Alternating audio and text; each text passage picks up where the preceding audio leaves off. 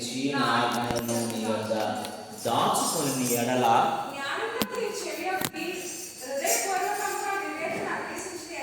అభ్యసించిన ఎడల తెలివికై మొర్ర పెట్టిన ఎడల వివేచనకై మనవి చేసిన ఎడల వెదికిన ఎడల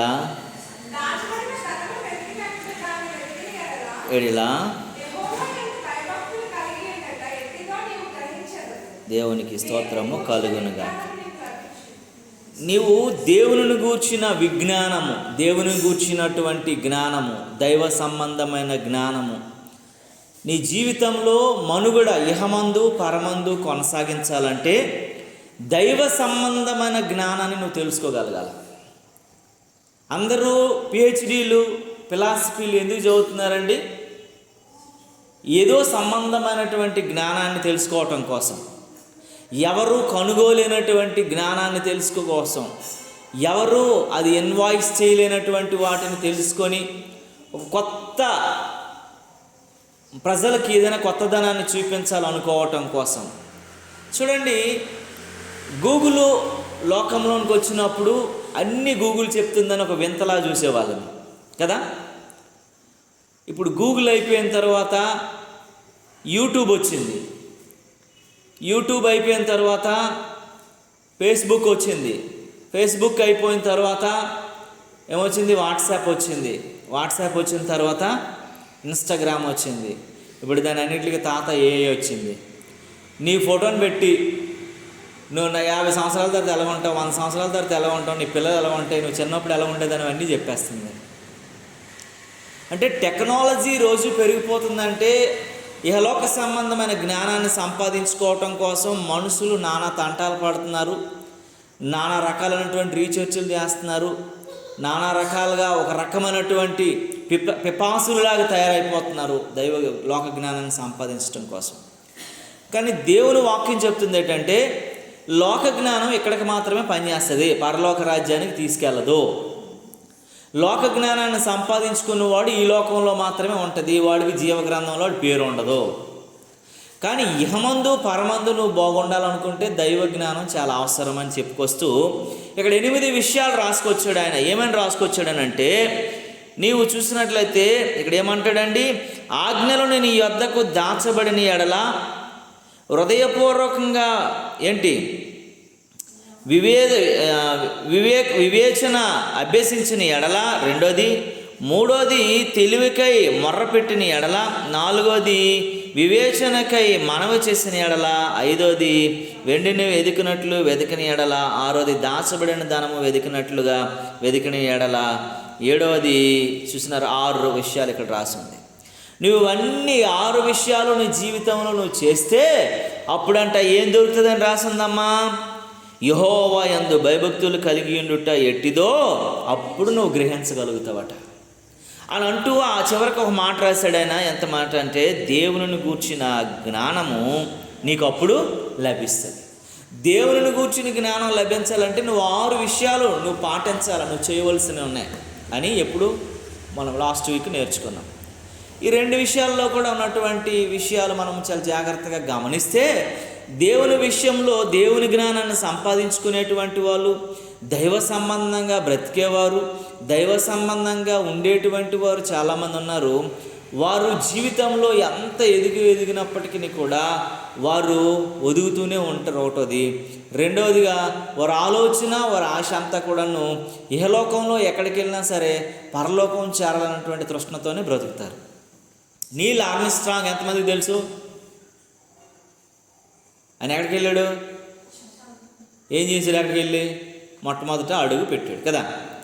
చంద్రమండలంలో అడుగు పెట్టాడు అని చెప్పేసి ఒక పెద్ద మీటింగ్ పెడితే ఆయన వచ్చేసి చంద్రమండలంలో అడుగు పెట్టాడు నీల్ ఆర్మ్స్ట్రాంగ్ అని చెప్పారంటే ఆయన ఒక మాట చెప్పాడు. అక్కడికి వచ్చేసి చాలామంది యూనివర్సిటీ పిల్లల మధ్య, ఎక్కడో కాదండి, మన ఇండియాలో జరిగింది, మన హైదరాబాదులో జరిగింది. హైదరాబాదులో వచ్చి ఆయన చెబుతుంటే ఈ చంద్రమండలంలో మొట్టమొదటి అడుగు పెట్టినటువంటి నీల్ ఆర్మ్స్ట్రాంగ్ వచ్చాడు. ఇది అది ఓ పొగడతలు, ప్యాంప్లెట్స్ అన్నీ చేస్తే ఆయన వచ్చి మాట చెప్పాడంటే, చంద్రమండలంలో ఎవడైనా అడుగు పెట్టడం పెద్ద విశేషమేం కాదు, నేను కాకపోతే ఇంకొకటి వెళ్తాడు. పరలోకం అనేది ఒకటి ఉంది, అందులో అడుగు పెట్టడం అది గొప్పతనం. చంద్రమండలంలో అడుగు పెట్టినోడు పరలోక రాజ్యానికి వెళ్ళలేడు, కానీ పరలోక రాజ్యంలో అడుగు పెట్టగలిగిన విశ్వాసం నీకుంటే చంద్రమండలాన్ని దేవుడు తీసుకెళ్ళగలడని చెప్పాడండి. ఆ స్టేట్మెంట్కి జనాలందరూ కూడా ఏమైపోయారంటే ఫిదా అయిపోయారు. ఏంటి అసలు ఈ పరలోకం ఏంటి, నీల్ ఆర్మ్స్ట్రాంగ్ ఏంటి, అసలు నీల్ ఆర్మ్స్ట్రాంగ్ చంద్రమండలం కోసం ఏదో చెప్తాడు అనుకొని మనం వస్తే ఆయన పరలోకం కోసం ఏంటో చెప్తూ ఉన్నాడు అన్నటువంటి ఒక ఆలోచనలో పడ్డారంట స్టూడెంట్స్ అందరు కూడా. అంటే నువ్వు ఈ లోకంలో ఎవడైనా చేయలేంది, ఎవడైనా సరే వెళ్ళలేనటువంటి ప్రాంతానికి వెళ్ళినా సరే వెళ్ళొచ్చు కానీ రావచ్చు, కానీ పరలోక రాజ్యంలోకి వెళ్ళటం అంత ఈజీ కాదు. అందుకే సూది బెజ్జంలో ఒంటి దూరడము సులభమే, కానీ ఒక పాపంట పరలోక రాజ్యంలోకి వెళ్ళడము దుర్లభము అని రాసి ఉంది. సూది ఎంత ఉంటుంది? ఎంత పెద్దది ఉంటుంది, అంతేనా? సూది ఎంత ఉంటుంది? చిన్నది ఉంటుంది. ఒంటి ఎంత ఉంటుంది? చాలా పెద్దగా ఉంటుంది అసలు. అది ఆ చిన్న బెజ్జంలో, అంటే దారం కూడా మనం దూరడానికి నానా తంటాలు పడతాం కదా, ఉమ్ము రాసేస్తాం, కట్ చేసేస్తుంటాం, నానా హింసలు పడి ఏదో రకంగా దారాన్ని దూరుస్తాం. అలాంటిదంట ఒక ఒంటి లోపలికి వెళ్ళిపోయి బయటకు వచ్చేద్దంట, అంత ఈజీయే. కానీ పరలోక రాజ్యంలో పాపి వెళ్ళడం అంత కష్టం. అందుకే నీవు దైవ జ్ఞానం ఉంటేనే, దేవునితో సంబంధం ఉంటేనే, relation with God and righteousness, దేవుని నీతి నీకు తెలియాలా, దైవ సంబంధమైనటువంటి అనుభూతిని అనుభవించగలగాల, దేవుని చేపట్టి నడవగలిగినటువంటి కృపను పొందుకునేటప్పుడే నువ్వు పరలోక రాజ్యముకి వెళ్ళగలుగుతావు అని ఈ చాలా విషయాలు ఇక్కడ చెప్పుకొచ్చాడు. ఇప్పుడు మనము ఎన్నో విషయం అంటే 4వ మాటను చదువుకుందాం. బైబిల్ గ్రంథం ఉన్న తెరవండి ప్రియులారా, 4వ వచనం చూడండి. వెండిని వెతికినట్లు దానిని వెతికిన ఎడల, దాచబడిన ధనమును వెతికినట్లు దానిని వెతికిన ఎడల. చూడండి, ఇక్కడ దాచబడిన ధనం. నువ్వు ఎక్కడైనా సరే ఒక 1000 రూపాయలు మన స్థాయికి చాలా అవసరంలో ఉన్నాం, ఆ 1000 రూపాయల మీదే మన మనస్సు, మన ఆలోచన, మన ఆధారపడి ఉన్నాం. ఆ 1000 రూపాయలతోటే మన మనుగడ సాధించాలనుకున్నాం. ఆ 1000 రూపాయలు ఇప్పుడు చాలా మనకు నీడు, అలాంటిది ఎక్కడో దగ్గర పెట్టాం. అది దొరకకపోయినప్పుడు మనం ఎలాగైపోతాము? ఎవడు ఎన్ని చెప్పినా, ఎన్ని మనకు పెట్టినా, మన ఆలోచన, మన మనస్సు ఎక్కడ ఉంటుందండి? ఆ డబ్బుల మీద ఉంటుంది.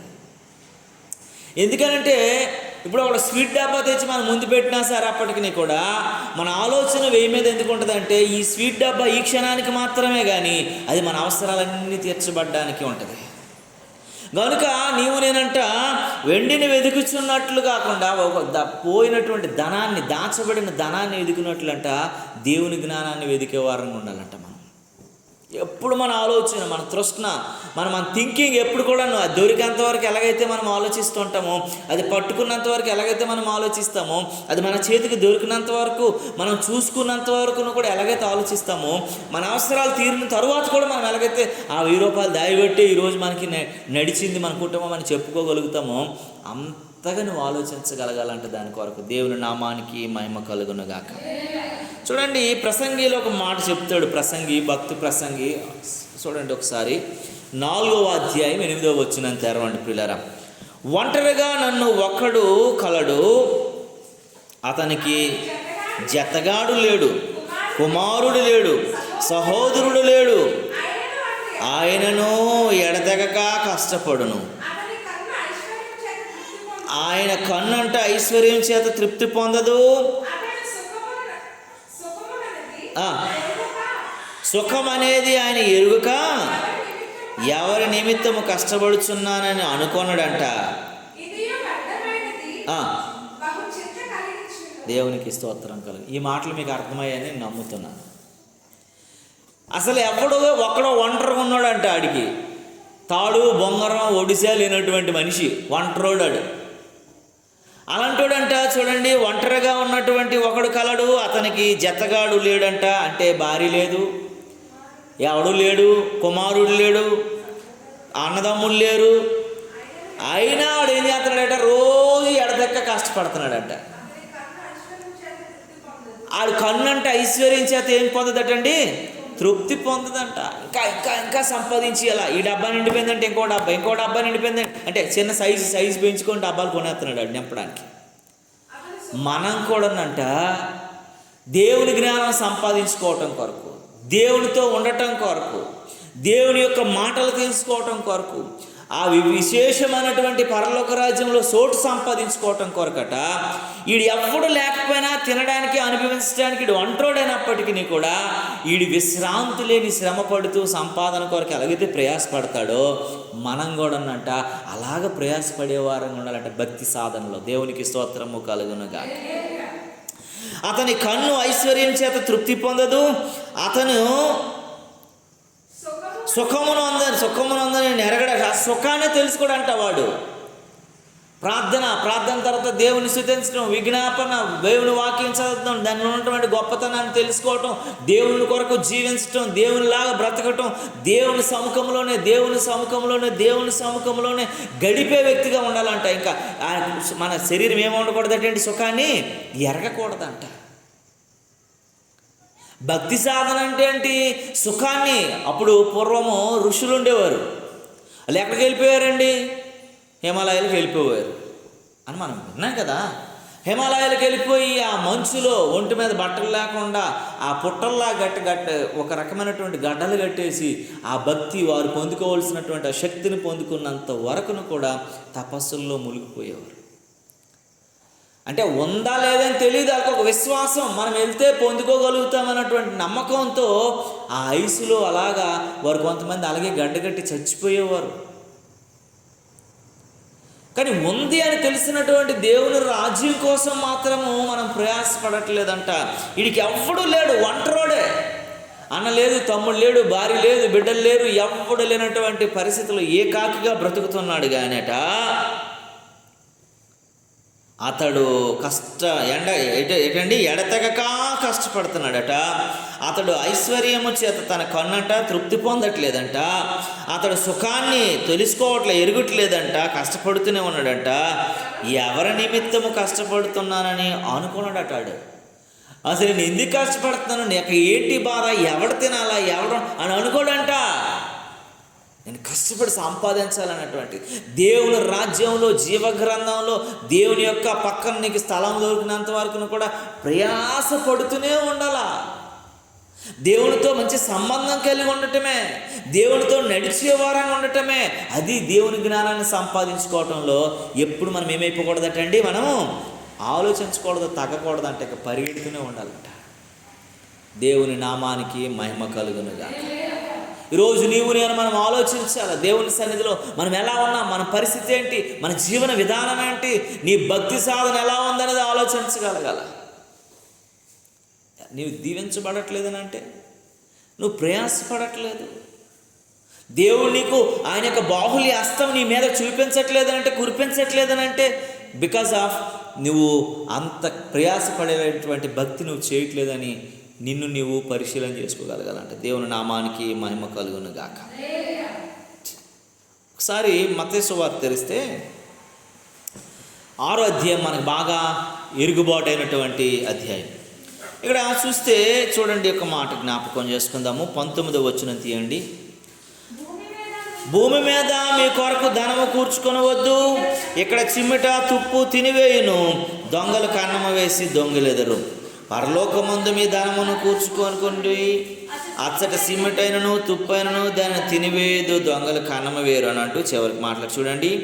నీ ధనం ఎక్కడ ఉండెను, నీ మనసు అక్కడే ఉండెను, నీ హృదయము నీ ధనం ఎక్కడ ఉంటుందో నీ మనసు అక్కడే ఉంటుందంట. మన దేవుని రాజ్యం కొరకే మన మనస్సు ఆలోచించాలి, మన తపన ఆలోచించాలి. మనం దానికంటే విలువైనది లోకంలో మనిషి దేని కొరకండి ప్రయాసపడుతున్నాడు? అమ్మ, దేని కొరకు పడుతున్నాడు మనుషులు? దేని కొరకు చెప్పండి.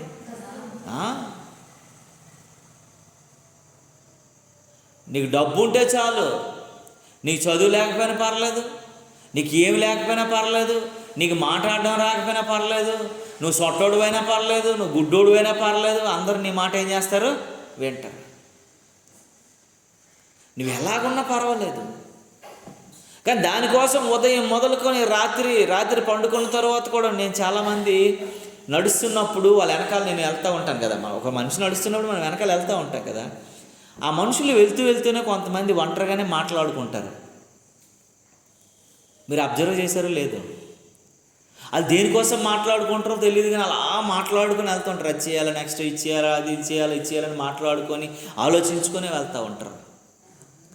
అరే, జరగని దాని కొరకు మనిషి అన్ని ప్రయత్నాలు, అన్ని ప్రయాసలు, అన్ని రకాలైనటువంటి ఆలోచనలు కలిగి ఉంటే, నువ్వు పొందగోరినటువంటి నిత్య జీవం నీ కళ్ళ ముందు కనబడుతున్నప్పుడు నువ్వెంకెంత ప్రయాసపడాలా, నువ్వెంత ఆలోచించాలా, నువ్వెంత ఎదురు చూసుకునేటువంటి వ్యక్తిగా ఉండాలనేది ఆ మాటలు చెప్పబడతా ఉన్నాయి. చూడండి క్రిందకంటే, దేహమునకు దీపము కన్నే గనుక నీ కన్ను తేటగా ఉండని ఎడల నీ దేహము వెలుగై, కింద చదివితే నీ కన్ను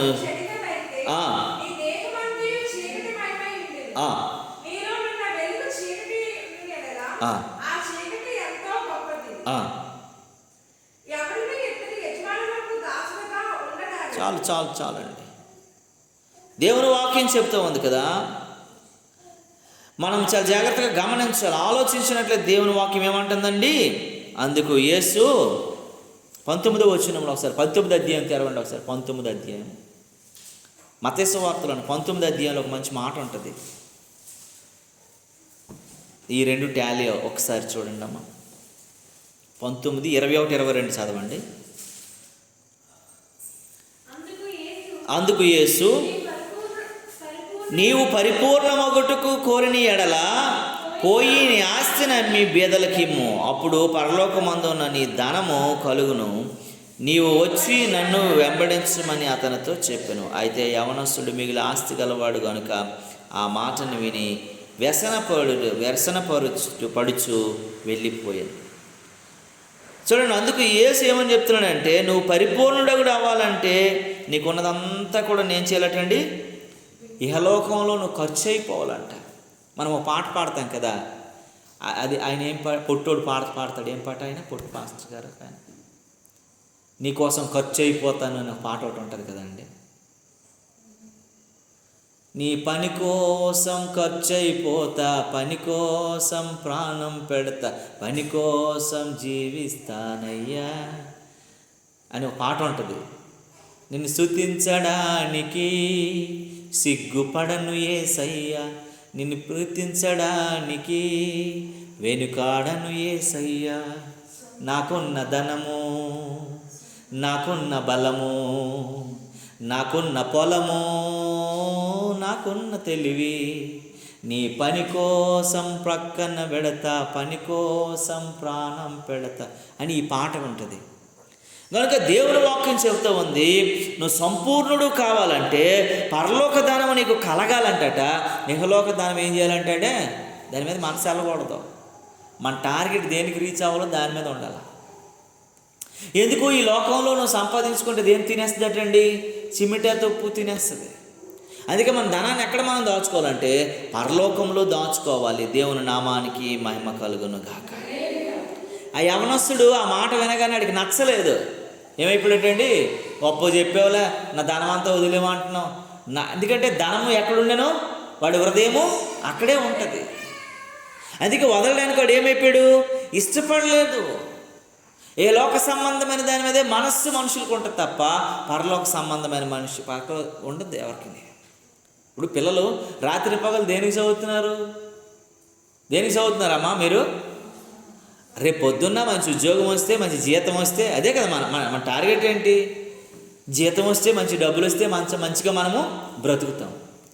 ఎక్కడికి వచ్చినా చివరికి వచ్చేది ఎక్కడికి వస్తాం, మనము ఆ ధనం దగ్గరికి వస్తాం. అది ఇహలోక సంబంధమైనది కాదు, పరలోక సంబంధమైనది పొందుకోవడానికి నువ్వు ఈజీగా ట్రై చేస్తే ఇహలోక సంబంధమైనది ఆటోమేటిక్ నీ దగ్గరికి వచ్చేస్తుంది. దేవుని నామానికి మహిమ కలుగునుగా. నువ్వు ఇహలోక సంబంధమైనది నువ్వు ఆలోచించాల.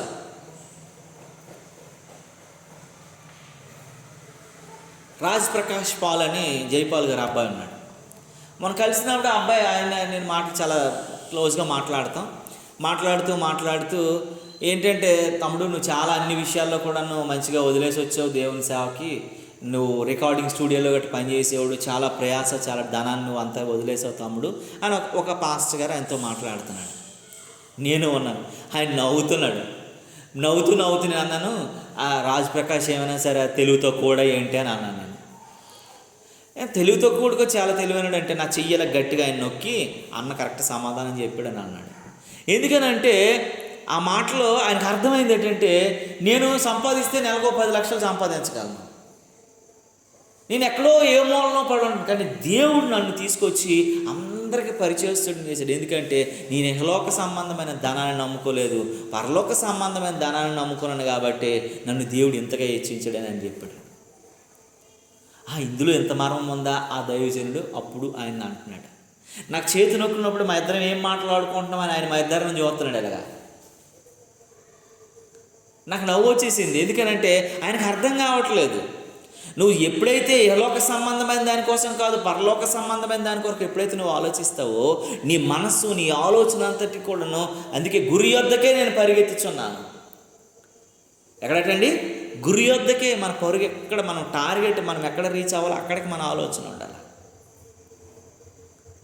మన టార్గెట్ అంతా కూడా అక్కడికి వెళ్ళేటట్లు మనం ఉండగలగాలని దేవుని వాక్యం చెప్తుంది. కనుక మన మనస్సు, మన ఆలోచన మనది అదే ఉండాలని దేవుని వాక్యం హెచ్చరిస్తుంది. దేవుని నామానికి మహిమ కలుగును గాక. హల్లెలూయా. చూడండి, మనం గనుకనే ఆ పిల్లోడికి నచ్చలే. ఎందుకనంటే ఆ పిల్లోడికి అది మరి మంచిగా అనిపించలే. అందుకే ఆయన వ్యసనపరుడే వెళ్ళిపోయాడంటే. ఎందుకనంటే మత్తయి సువార్త 13:44 ఒక మాట ఉంటుంది, చదివితే మీకు ఆ మాట అర్థమవుతుంది. ఏంటంటే అంటాడు, పరలోక రాజ్యము పొలములో దాచబడిన ధనమును పోలి ఉన్నది అంటాడు. ఒక మనుష్యుడు దానిని కనుగొని దానిని దాచిపెట్టి అది దొరికిన సంతోషంతో వెళ్ళి తనకు కలిగినదంతయు అమ్మి ఆ పొలమును కొని. ఇంకా ఆ ముందుకు చదవండి. ఇంకా కాదు 45. మరియు పరలోక రాజ్యము మంచి ముత్యమును కొన వెతుకుచున్న వర్తకును పోలి ఉన్నది. అది అమూల్యమైనటువంటి ఒక ముత్యమును కనుగొని తనకు పోయిన కలిగినంత అమ్మి దానిని కొనెను. కిందకు వస్తా అంటాడు, మరియు పరలోక రాజ్యము సముద్రంలో నానా విధములైన చేపలను పట్టిన వలన పోలి ఉన్నది. అది నిండినప్పుడు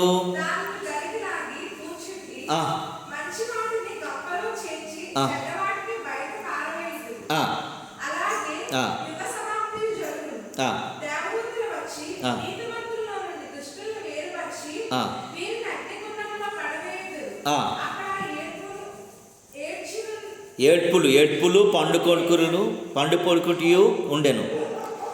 వీటి వంటి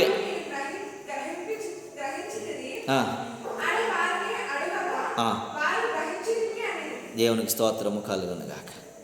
అందుకని ఇక్కడ దేవుని వాక్యం ఏం చెప్తుందండి? 44 ఏమంటాడు? అక్కడ చూసినట్లయితే పరలోక రాజ్యంలో పొలములో దాచబడినటువంటి ధనాన్ని పోలి ఉందంట. ఎందుకనంటే నువ్వు పరలోక రాజ్యంలో ధనం ఇహలోక సంబంధమైనది కాదు, కానీ పరలోక ధనాన్ని నువ్వు ఎప్పుడైతే ఎత్తుక్కుంటావో, ఎప్పుడైతే సంపాదించుకోవాలనుకుంటావో అప్పుడంట నీవు నీతిమంతుల్లోకి వెళ్ళిపోతావంట. దేవుడు ఏం చేస్తాడు? చేపలను ఎలాగైతే వేరు చేస్తాడు, మంచివి చెడ్డవి. మనం యూట్యూబ్లో చూస్తే చేపలు పట్టిన వాళ్ళు బోల్డ్ అన్ని యూట్యూబ్లో వస్తుంటాయి కదండి. అది ఎలా ఉంటుంది? మంచి చేపలన్నీ వాళ్ళలో వేస్తారు, మంచి వాళ్ళ బుట్టల్లో వేసుకుంటారు. చెడు అన్నీ ఏం చేస్తారు? తిరిగి మళ్ళీ సముద్రంలో పడేస్తారు. దేవుడు కూడా అంతే, మంచి చెడుని ఏం చేస్తుంటాడు అటండి? వేరు చేస్తాడు. అందుకే మనము మన జీవితాల్లో మన ప్రయాస, మన ఆలోచన అంతా దేని మీద ఉండాలండి? పరలోక ధనాన్ని సంపాదించుకోవటంలో ఉండాలి. అది దైవ జ్ఞాన సంబంధమైనది అయి ఉండాలి. ఇంకోటి 5వ వచనంలో చూస్తే చివరిగా ఒక మాట, యెహోవా యందు భయభక్తులు కలిగి ఉండుట ఎట్టిదో నీవు గ్రహించెదవు, దేవుని గూర్చిన విజ్ఞానం నీకు లభించును.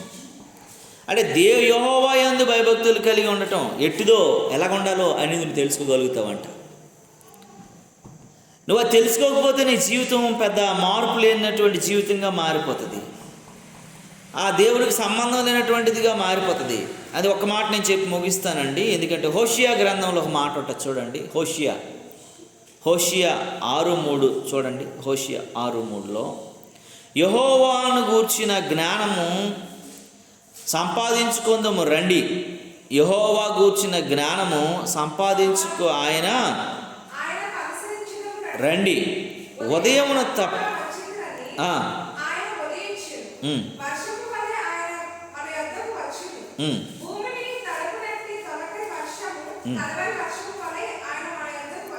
చూడండి, ఇక్కడ చూడండి, యెహోవాను గూర్చిన జ్ఞానం సంపాదించుకు ఎలాగ రావాలటండి?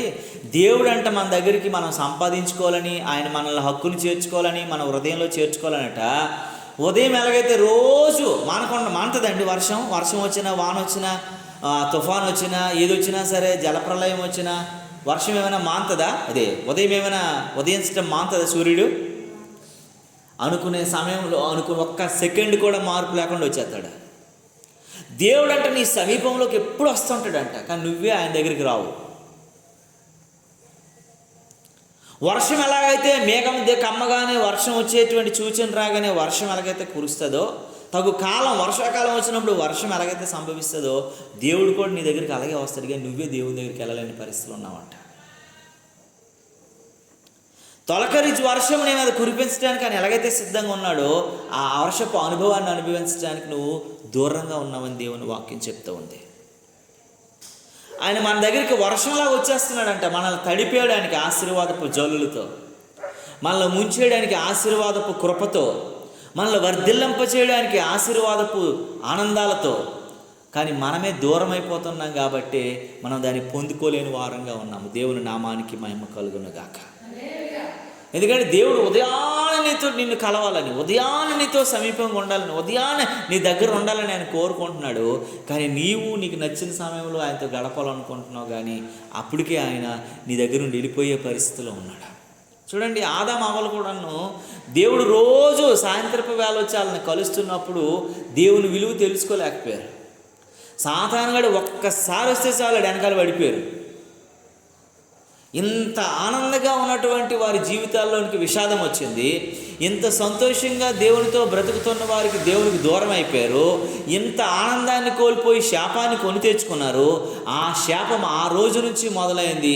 ఈ రోజు వరకు మనల్ని పీడించి పట్టి దేవునికి దూరం చేస్తుంది, నరకానికి దగ్గర చేసేసింది. కారణం ఏంటో తెలుసా? రోజు దేవునితో ఉన్నటువంటి సంబంధాన్ని కోల్పోయి సాతానుతో సంబంధం చేయబట్టి. మనం ఎవరితోటో దేవునితో ఆ సూర్యుడి వలె ఎలాగైతే ఉదయాన్నే ఆయన ఉదయకాలంలో ఉదయించడానికి వస్తాడో, నువ్వు ఎదుర్కోవడానికి అంతే ప్రయాసతో ఉండాలంట. మగ్దలేని మరి అందరూ పడుకున్నారు, కానీ మగ్దలేని మరి ఏంటంటే నిద్ర పట్టలేదంట. నా ప్రభువు ఏమైపోయాడు అని చెప్పేసి ఎవ్వరూ లేవకముందు వెళ్ళేసరికి ఏమి తెరవబడి ఉందటండి? నీ ఆలోచన, నీ తృష్ణ, నీ యొక్క ప్రతిదీ కూడా నిలబడాలంటే నువ్వు ఏదైతే కోల్పోయావో దాన్ని పొందుకోవటం కొరకు నీకు నిద్ర లేనటువంటి పరిస్థితులు ఉండగలగాల. దేవుణ్ణి ఎదుర్కోవటంలో ఎందుకంటే శరీరం ఒకరోజు మీకు వాక్యం చెప్తాను నేను. ఎందుకంటే యేసుప్రభువు అంటాడు కదా, మీ శరీరము ఆత్మ సిద్ధమే కానీ శరీరం బలహీనం. మన ఆత్మ సిద్ధమేనంటే ఏంటి? ఎందుకు సిద్ధంగా ఉంది? ఎక్కడి నుండి వచ్చింది? అది దేవుని దగ్గర ఉంది కాబట్టి ఎప్పుడు మనల్ని అలర్ట్ చేస్తూ ఉంటుంది. అది నిద్రపోదు. అది మన శరీరం ఇహలోక సంబంధమైనది, మట్టిలోనే తీయబడింది కాబట్టి అది ఎప్పుడు ఏం కోరుకుంటుందండి?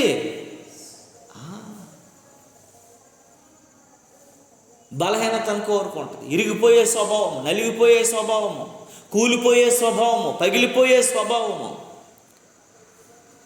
గాయమవగలిగిన స్వభావము. కానీ ఆత్మ ఎప్పుడు కూడా ఎలా ఉంటుందండి? సిద్ధంగా ఉంటుంది. దేవుని చిత్తమైతే ఒకరోజు మీకు నేను ఆ వాక్యం చెప్తాను. కనుక విరిగి నలిగినటువంటి మనస్సు దేవునికి ఇష్టమైన బలి.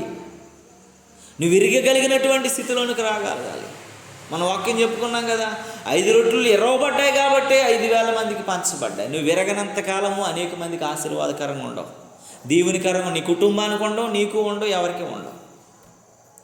కనుక దేవుని బిడ్డలారా, నీవు నేను మనమంట సూర్యుడు ఎలాగైతే ఉదయించడానికి వస్తాడో, దేవుడు కూడా నిన్ను కలుసుకోవడానికి, దేవుడు కూడా నిన్ను దర్శించడానికి, ఆ దినపు ఆశీర్వాదాన్ని నీపైన నీ కుటుంబం పైన ఉంచడానికి ఆయన వస్తాడు. కానీ నువ్వే ఏం చేయలేకపోతున్నావు అంటే, దైవ జ్ఞానం నీకు అర్థం కాక, దైవ చిత్తం నీకు తెలియక, దేవుని గొప్పతనం ఏదో నువ్వు తెలుసుకోలేని పరిస్థితుల్లో మూర్ఖత్వంలో ఉన్నావు. కాబట్టి దేవునిని కలుసుకోలేనటువంటి వ్యక్తిగా బ్రతుకుచున్నావు. దేవుని నామానికి మహిమ కలుగును గాక.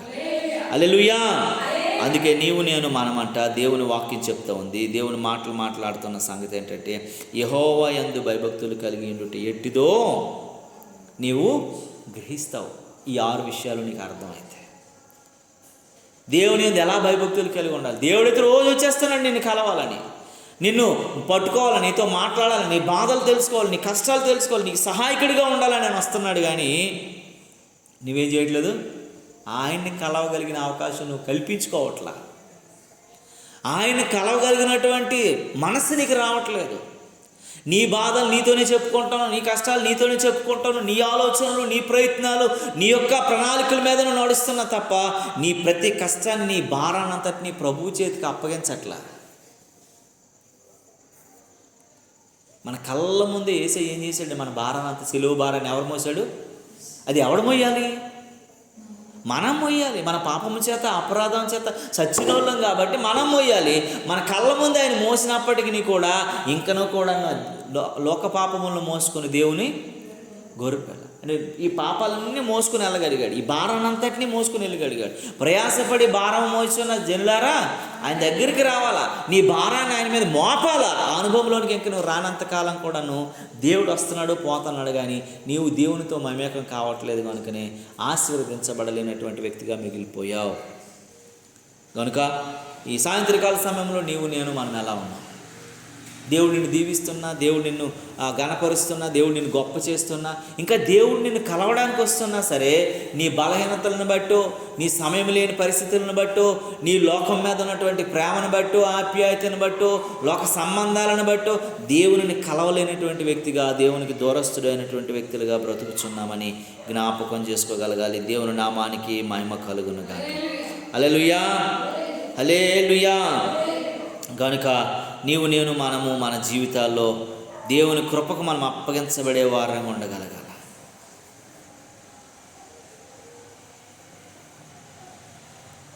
ఒక్క మాట చెప్పి మీకు ముగిస్తాను. ఈ మాట నేను చెప్పాలనిపించిన మనసులో లూకా సువార్త 10:22 ఒకసారి తెరవండి. అక్కడ మంచి మాట ఉంటుంది, చూడండి ఒకసారి. లూకా సువార్త 10:22 సమస్తమును నా తండ్రి చేత నాకు అప్పగించబడి ఉన్నది. కుమారుడు ఎవడో తండ్రి తప్ప మరి ఎవడను ఎరుగడు, తండ్రి ఎవడో కుమారుడు తప్ప మరి ఎవడను ఎవరికి ఆయన బయలుపరచబడిన ఉద్దేశించువాడు తప్ప మరి ఎవడను ఎరుగరని చెప్పు. దేవుడు చాలామందికి అర్థం కాదు. నేను దేవునితో ప్రార్థన చేస్తాను, దేవునితో కలుస్తాను, దేవుడితో మాట్లాడతాను. ఎందుకంటే ఇంకొకటికి అర్థం కాదు అది.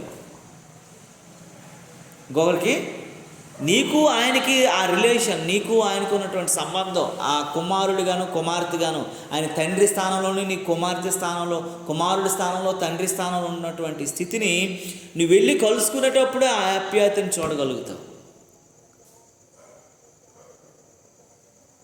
దేవుడు ఎంత గొప్పవాడు అంటే, నీకేం తెలియకపోయినా, నువ్వెంత దారిద్రపు మనిషివైనా, నీకు ఎంత అసలు ఆ విలువ లేనటువంటి వ్యక్తివైనా సరే, దేవుని కృపలో నిన్ను ఆయన కుమార్తెగా లేక కుమారుడిగా అంగీకరించాడంటే ఎంత గొప్పవాళ్ళైనా పక్కన పెట్టేస్తాడు. చూడండి, మగ్దలేని మరి వచ్చేసి ఏం రాసింది? ఆయన పాదాలకి నూనె రాసింది.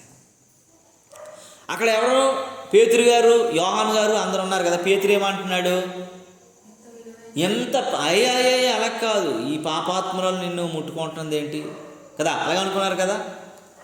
ఇంత విలువైన తైలాన్ని వృధా పరిచేస్తుంది ఏంటి, ఈమె పాపి కదా, ఈమె వ్యభిచారి కదా, ఈమె ఇది కదా అది కదా అని వాళ్ళ మనసులో అనుకుంటున్నారు. అప్పుడు యేసుప్రభు వెంటనే వాళ్ళ మనసులను గ్రహించిన దేవుడు ఏమంటున్నాడు అంటే, ఒకడికి 100 రూపాయలు బాకీ, ఒకడికి 1000 రూపాయలు బాకీ. కానీ బాకీ ఉన్నవాడు ఇద్దరిని క్షమించాడు. ఎవరిని ఎక్కువ క్షమించినట్టుని అడిగాడు. ఎవడు ఎక్కువ సంతోషిస్తాడని అడిగాడు. మనం ఆ వాక్యాలు చదివారు కదా మీరు. అప్పుడు 1000 క్షమించబడినోడు ఎక్కువ, అంటే నీకంటే ఆమె గొప్పగా సంతోషిస్తుందని యేసు ప్రభువు చెప్పాడు. నిజంగా నువ్వెంత దూరంగా ఉన్నా సరే, ఎంత స్థితిలో ఉన్నా సరే, దేవుడు ప్రేమకు నువ్వు అప్పగించబడినట్లయితే, దేవుని కృపకు నువ్వు అప్పగించబడినట్లయితే, దేవునితో సహవాసం చేస్తున్నట్లయితే, అదే దైవ జ్ఞానానికి మూలమైనటువంటి సమస్తాన్ని నువ్వు పొందుకున్నట్లయితే, అప్పుడు ఎట్టిదో నువ్వు గ్రహించగలుగుతావు, ఎట్టిదో నువ్వు తెలుసుకోగలుగుతావు. కనుక ఈ సాయంత్రకాల సమయంలో మనం దేవుని జ్ఞానానికి సంబంధమైనటువంటి ప్రతి ఈవిని తెలుసుకోవట్లో నువ్వు 6 విషయాలు పాటించాలి. ఏంటంటే ప్రతిదీ కూడా నువ్వు తెలుసుకోగలగాలి నీ జీవన విధానంలో, నీ జీవితంలో. అప్పుడే నువ్వు అనేకమైన మేలులు పొందుకోగలుగుతావు, అనేకమైనటువంటి అద్భుతాలు చూడగలుగుతావు, అనేకమైనటువంటి దీవెనలు నువ్వు పొందుకోగలుగుతావు. నీ జీవితం మారిపోతుంది. ఈ రోజు నుంచి ప్రయత్నించు, ప్రార్థించు. ప్రతిరోజు సూర్యుని వలె దేవుడు వస్తున్నాడు, నిన్ను కలుసుకోవాలనుకుంటున్నాడు, నీ పైన ఉదయించాలనుకుంటున్నాడు, నీ కుటుంబంలో ఉదయించాలనుకుంటున్నాడు, వెలిగించాలనుకుంటున్నాడు. నువ్వు ఇంకా ఆరిపోకూడదు, చీకట్లో ఉండకూడదు, వెలుగులోనికి రాగలిగినటువంటి అనుభూతి, ఆ సంతోషాన్ని నువ్వు చూడగలిగే వ్యక్తిగా ఉండాలని దేవుని వాక్యం ఈ ఉదయకాల సమయం, సాయంత్రకాల సమయంలో మనల్ని హెచ్చరిస్తుంది. దేవుని నామానికి మహిమ కలుగును గాక.